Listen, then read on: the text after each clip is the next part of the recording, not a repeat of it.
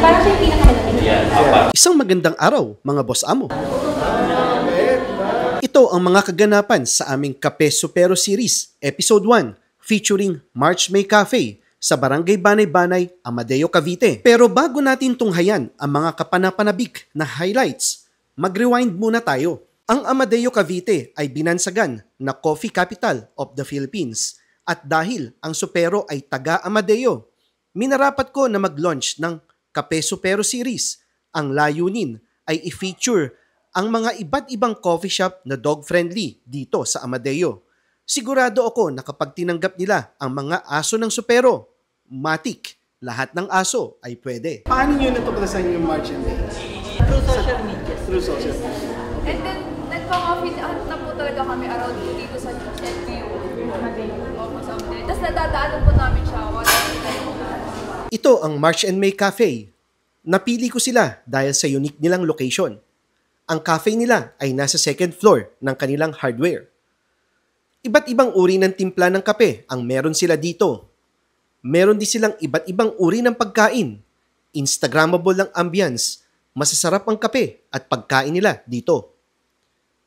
Sila March and May ang may-ari ng cafe. Dog-friendly ba ang March and May Cafe? Yes, super pet-friendly. Madalas pipicturean pa namin sila. Anong storya ng March and May Cafe? March May Cafe, well, ultimate dream ngayon na magkaroon ng cafe. Kasi super, hindi siya coffee lover, coffee addict siya. Actually, simula nung nagtrabaho ako, nung pagka-graduate ko, kasi di talaga ako mahilig sa kape nun eh. So, nung nakahiligan ko yung kape, nung nagtrabaho, kasi siyempre, kailangan natin gising tayo lagi eh. So, minom ako ng kape, so tuloy-tuloy na eh. So, kailangan sa isang araw, nakaka-4 taong kape. So, mula nun, after a year, so parang naging pangarap ko na, paano gusto ko magkaroon ng sarili kong coffee shop, mga ganun. So, yung March May Cafe, actually, yun yung origin yan ay sa pangalan ko, ni Mrs. Ako Mark, siya si May, then birth month ko March, then birth month naman niya ay May. Okay. At the same time, yung ano niya? 2 seasons of the Philippines. So, tag-araw and tag-ulan. Ang galing ah. So, kung mapapansin nyo, yung logo namin, meron ding history yan on. Pinag-isipan na mabuti itong logo. Since March May Cafe, yung logo namin always comes into din. So, yung dalawang settings sa isang araw, umaga at gabi, indoor and outdoor ng cafe namin, and then yung 2 types of yung cup ng ceramic and yung Oh, nice. So, talaga may meaning, ano? Yes. Laging... always comes into. Yeah, parang mag-asawa. Yes. Partners. So, nabalitaan ko ikaw ay isang architect? Yes po. At ikaw ang nag-design nitong cafe? Yes. Ano ang inspiration mo sa pag-design ng cafe na to? Bukod sa medyo most of the corners and wall features are inspired by K-dramas. Kasi medyo addict ako sa K-drama. Gusto ko rin, nung ginagawa ko siya, gusto ko every corner tells a different story. So, kung mapapansin nyo, bawat sulok, bawat wall, iba-iba yung design na ine-express niya. So, meron doon, meron dito, weave. So, medyo deep yung meaning niya. So, parang I believe kasi na life is, yung buhay natin is a weave. So, yung very cliche na minsan nasa taas, minsan nasa ilalim, but just go with the flow lang, diba? And then yung white is our Savior, our God, gano'n. Kaya it's white.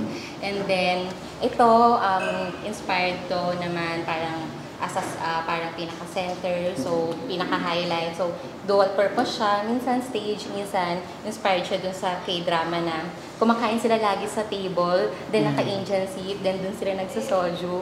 Ayun. So kung mapapansin nyo, iba-iba yung niya. Yeah, ang galing eh. Parang pumapasok siya dun sa Instagrammable. Yes. Instagram. Nakuha niyo yun. Yes. Yeah. Okay, pag-usapan naman natin ng food. Ano ang inyong pambato dito sa mga pagkain na to? So, gusto kasi namin laging may twist eh. So, ang pinaka-main twist namin and then ang pinaka-motto rin kasi namin ng cafe namin is, kung makikita nyo sa labas, is yung where coffee and creativity collide. So, ang pinaka-main feature namin is meron kaming create your own coffee and create your own waffle. So, since lagi naman ang partner ni coffee is pastry, so yun yung pinartner namin sa kanya. So, kunwari dito sa Biscoff, so ikaw bahala kung anong gusto mong coffee base, and then kung ano yung gusto mong toppings, and then anong gusto mong cream, ikaw bahala mag-decide. Pero yung mga ayaw mag-isip, meron naman na rin kaming mga Naka-default. Parang ako, ayaw ko na mag-isip. So, order na lang. Pero yung mga gusto i-explore yung creativity nila, and then gusto i-explore yung hanggang saan yung kaya ng appetite nila, kasi talagang super magmimix sila eh. So meron ka ng ganun, create your own coffee. Yung ganung concept, kayo lang bang nag-offer nun? Or... As far as I know, parang una siya sa Oo Pilipinas. parang wala akong na-encounter. Una sa Pilipinas, sana. Pero correct me if I'm wrong Pero parang wala, kasi kahit nag-search ako, wala pa akong makita eh. Create your own So, coffee. unlimited yon, kahit anong gusto mong pagsamasamahin. Yes. Meron doon mango dyan, and then coffee. As long as kaya ng sikmura mo. Anong pinaka-weird na in-order ng customer? Yun, yung mango jam. Actually, tapos may coffee. nagpagawa sa amin ng create your own coffee. So, cafe latte, nilagyan niya ng mango jam. Tapos nilagyan niya pa ng strawberry jam. So, sabi ni ko, asan naman? Pero so, parang nag-try lang naman Pero siya. may comfort room naman kami. So, yun nga ang Okay, sa mga meron tayong pang all-day breakfast, ganun ba? Yes. Okay. And then another twist, ano ba bang pwedeng i-partner sa chicken na hindi usual? Ay, sa coffee na hindi. Ano bang pwede pang i-partner sa coffee na hindi usual? Yun yung chicken wings. So, so dito, yung chicken wings namin, all homemade siya, all sauce-based siya. So, hindi lang siya basta powder, all sauces. Signature sauces po yung gamit namin dyan. Alright. And then, may mga all-day breakfast din tayo, may pasta din tayo. So, lahat ng mga food natin is commissary po namin. Sa amin po talaga. And then, except lang po dun sa collaboration namin with Gastronomo. gastronomo. Ito po, si Yun yung mga premium Premium. breakfast namin. Si Premium. Alright. Sige. So dito, ang pinaka bestseller dito, kung hindi ka mag-customize, anong coffee? Coffee, Spanish latte. Yun. Spanish latte And and the the Biscoff latte. Yan. Yung And then, barista special. kung hindi naman sa kape, yung matcha latte po namin. Yan po yung isa sa mga bestseller. Eto, gusto kong tanongin to kasi actually zero pa ako dito. Anong pagkakaiba ng latte sa, ano ba yan? Frap? Di ba may mga Sa ganyan? frap. Yung latte po kasi, usually word po yan galing sa Italy, kung di ako nagkakamali. Sorry if I'm wrong. Basta latte is milk with coffee. Milk with coffee ang Milk and latte. coffee ang latte. So, Okay. once na may makita kang latte, so milk and coffee yun. So, or kung basta may last word ng latte is milk. Or pag sinabi mo siyang matcha, latte means milk and matcha. Ganun po lagi ang... So, latte is milk. Latte is with milk. With Parang- milk. With milk. Okay. With milk. Ang frap. Frap naman, ito siya yung ice na blended.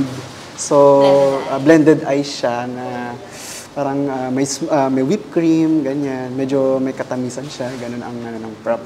So, blender May siya. sweetness. So, may sweetness siya. Okay. So, yun So, ang ano ba bang brewed coffee? Alam ko na yun ang alam. Yan, ang natin. brewed coffee, yes, filtered coffee naman siya. Ganun. Ma'am, ang napansin ko, mula pagdating namin kanina hanggang ngayon, non-stop ang tao. So, considering yung location ng cafe nyo is nasa second floor. floor, yeah. Bakit nasa second floor? Bakit wala sa ground floor? So, Well, ako, I'm a daughter of ang owner po ng... business addict naman yun. Yung parents ko kasi is more on business. As in, ever since so nag-aaral ako, yung lagi sinasabi ng parents ko, actually ng father ko, mas maganda, hawak mo yung oras mo, magnegosyo ka, negosyo. And actually, ang laging setup ng bahay namin is hardware and bahay. So, lagi kami napagkakama ng Chinese kasi ang may ganun daw lagi na hardware and bahay is Chinese. Lagi ko minsan kasi naging tagabantay na rin po ako ng hardware. So, lagi ko sinasabi, hindi po Pinoy ho kami, ganyan. So, nung nabili to ng father ko, hardware siya, why not, para hindi sayang, para ma-maximize natin yung itong lote, why not taas ng hardware business? And then since pangarap niya talaga na magkaroon ng cafe, sige, ilagay na natin doon yung cafe mo. So, nasa baba is father ko po. And puntahin siya eh. Yes, So, ibig sabihin, hindi nagiging hindrance yung nasa second floor siya. Second Di ba? floor, yeah. Oo. Actually, thankful ako sa social media. Malaking Yeah. bagay ang social media. Aminin naman natin.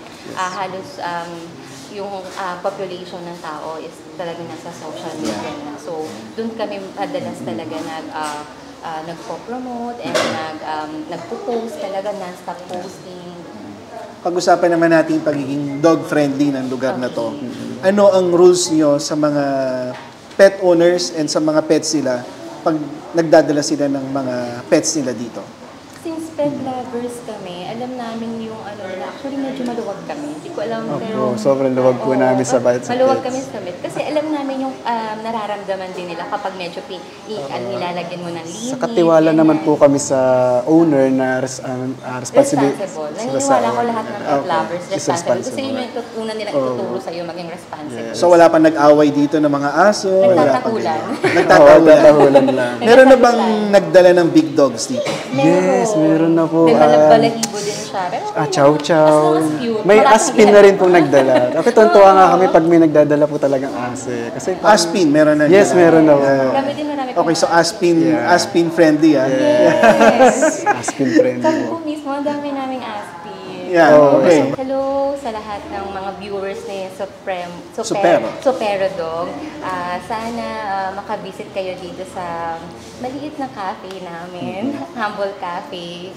So, hopefully, ma-enjoy nyo yung stay nyo. You can bring your dogs, any kind of pets. Pwede nyo pong dalhin. Marami na rin po nagdadala ng iba't ibang pet dito. So, welcome na welcome po sila dito. Okay, Maki, may sabihin ka? Yes, sige, invite ko na po talaga lahat na i-support din po natin si Supero. Thank you sa lahat, Supero. Sa kanyang social media, Supero Dog Farm. And thank you sa lahat ng mga nagiging customer namin na punta dito, mga loyal customer.